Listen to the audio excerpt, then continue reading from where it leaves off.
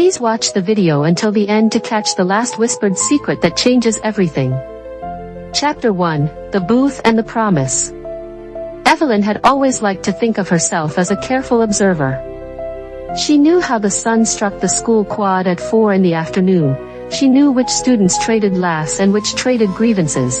And she knew, with the quiet certainty she gave only to a few things, that Harper's laugh could carve through the thickest awkwardness like wind through paper. Harper was the sort of girl who put her whole heart into small theatrics, a lemonade stand one summer, a makeshift theater club the next. That spring, she proposed a charity booth at the end-of-year fair, a kissing booth. Not crude, not cheap, a tasteful, silly idea that would raise money for the local shelter and thrill half the student body. Her best friend Maya agreed to run it with her, chuckling at the audacity, while their circle of friends boasted and blessed it with theatrical roars. There was a promise, unspoken but binding. Harper and Maya were stitched together by years of shared secrets, and there was a boundary they had never crossed. No dating anyone in the other's family, Harper had said once, feet tucked under a blanket at a sleepover, voice practical as a law. Maya had nodded, and the rule had become half a joke, half a creed. The kind of compact friends make in the quiet, with both palms flat on a coffee table, that feels more binding than any contract. Evelyn, as narrator and witness, liked to keep close to these small vows. She wrote them down in her head, observations, small notations, and watched the scene bloom around the booth that afternoon. Bunting, painted signs, nervous teenagers rehearsing lines that were part charm, part theatrics. The booth was intended to be a harmless piece of theater. Its magnetic pull, however, would not be contained by good intentions alone. Chapter 2, A Chance Encounter. He arrived like an interruption to the rehearsed afternoon, tall, a little too quiet, with a crooked smile that suggested a history of tricky jokes. His name was Luca, Maya's older brother, recently returned from a semester away, and he bore an immunity to small talk that somehow made him more talkative when Harper set a question loose in his orbit. Evelyn remembers the first glance vividly, the way Harper's face changed, how a previously steady rhythm faltered into staccato. "You're Luca?" Harper asked, grasping at an ordinary courtesy. The answer came, casual, as if he'd expected to be noticed. He offered a joke about the sign's glitter and the job, and Harper, impulsive as ever, threw herself into a mock bargaining routine, selling a kiss for the shelter's cause. There was a spark, the kind that felt like static before a storm. Harper's ease made Luca listen harder. When their hands brushed under the counter while passing a coin jar, Evelyn, the patient chronicler, saw a flash of something unguarded.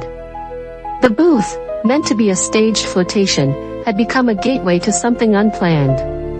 The crowd cheered, coins clinked, and the air hummed.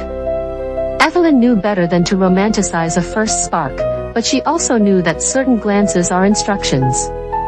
The more Harper and Luca talked, about minor things, about music and ridiculous childhood epics, the more the boundary between friend and something else thinned. Maya, busy tallying donations, laughed at their banter, unaware of the current that had begun to pull them both. Chapter 3, The Secret That Grew.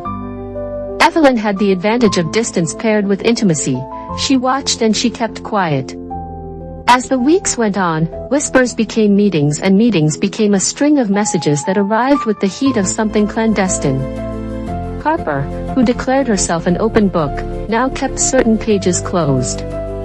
She began to smile at her phone in class, to retreat to the library stacks where soft light protected conspiracies. Luca, who had originally returned to avoid something else entirely, found in Harper reasons to stay. The rule, no dating family, hovered like a petulant storm cloud. Maya was oblivious for a while, buoyed by her sister's apparent joy and convinced that the booth had merely released a normal current of teenage flirtation. But Evelyn, who had been witness to many quiet things, knew the truth and kept it like a fragile ornament in her pocket. She had promised, once upon a late-night coffee, to protect both Harper and Maya from unnecessary hurt. That promise felt suddenly heavier. They met under the guise of ordinary errands, a borrowed sweatshirt returned with pockets warming to a tucked note, a shared study session that ended with the hush of two heads bowed close over a textbook. Their touches became punctuation marks, brief, significant. These moments, small and apparently innocuous, built into a secret architecture that both thrilled and frightened Harper. Evelyn watched the architecture grow. She could see the seams, the stress points, the late arrivals, the half-truths, the sudden silences that fell like folded paper. The secrecy marched onward because it felt inevitable, and because nothing is more intoxicating in youth than a forbidden path marked with laughter and soft exchange. Chapter 4: The Rift. It was not a dramatic storm that revealed them, but a small accident, a text left open, a misdelivered coffee cup, a look that didn't hide well enough. Maya found the truth in the quietest possible way, standing at the kitchen sink as Luca's name flashed across Harper's screen, the message preview a confession that made the world tilt. The fallout was immediate and not theatrical. Harper tried to explain, to say that she had never meant to hurt Maya, that the rule had been foolish, that things had simply happened. Maya's hurt was precise, surgical in its reality. She felt betrayed not just by Harper's choice but by the secrecy, as if their shared tomorrows had been pawned off for stolen afternoons. Evelyn had no words that could stitch these things back together. Words are clumsy tools when loyalties are punctured. Luca, who had once seemed impossible to read, misread his own bravery. He tried to apologize to Maya with the clumsy sincerity of someone who had not expected to be held accountable. Harper, raw with regret, tried to be both recompense and refuge, but she found that contrition had edges that hurt as much as relief. Evelyn watched the friends drift like leaves from a branch, not violently but inevitably. She remembered Maya's silence, the way she started to avoid places she had once shared with Harper. The booth, once a symbol of laughter, now seemed a relic of simpler intentions. Harper wandered through school corridors with a new posture, a carefulness that had not been hers before, like someone who had learned the cost of a small betrayal. Chapter 5: The Confession and the Choice. Time did what time does best, nudged people into decisions. Harper had to choose between an easy, secret happiness and the laborious work of repair. Luca, who loved with the bluntness of someone unpracticed in diplomacy, chose to step back once he understood the gravity of what they had wrought. He gave Harper space because he valued her sincerity more than his own immediate comfort. Harper, faced now not with the adrenaline of concealment but with the steady ache of consequences, sought out Maya. Their conversation was deliberately unspectacular, a walk by the river where reeds leaned like hearing ears, where the current listened without judgment. Harper spoke first, admitting her faults, the selfishness that had baked into her choices. Maya listened like a judge weighing evidence, like a sister cataloging injuries. But under the anger, a thread of history persisted, years of pillow fort conspiracies, of shared music playlists, of scraped knees tended by two sets of hands. Loyalty does not dissolve on command. Evelyn, from her vantage, saw the small, ordinary acts of mending, coffees purchased without expectation, apologies offered without theatrical flourish, the literal exchange of a sweatshirt returned and calmly accepted. Reconciliation was not a dramatic confession but a series of small, faithful acts. Maya did not vow instant forgiveness. She promised to consider the past against the present, an honest, cautious bridge. Harper, chastened and grateful, accepted that some loves require patience, and that the sweetest ones sometimes ask for a slow forgiveness.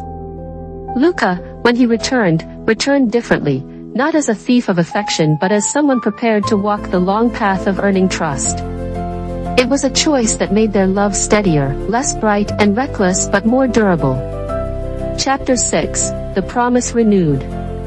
Evelyn closed her notebook on the final page, but not because the story had ended. She closed it because endings are often misleading. What really changed was the shape of their days. The booth had become a past artifact, a lesson tucked into the attic of memory. Harper and Luca, learned to love in a quieter key. Maya never forgave on the spot, but she made room for growth. The three of them found, imperfectly and with occasional relapse, new equilibriums.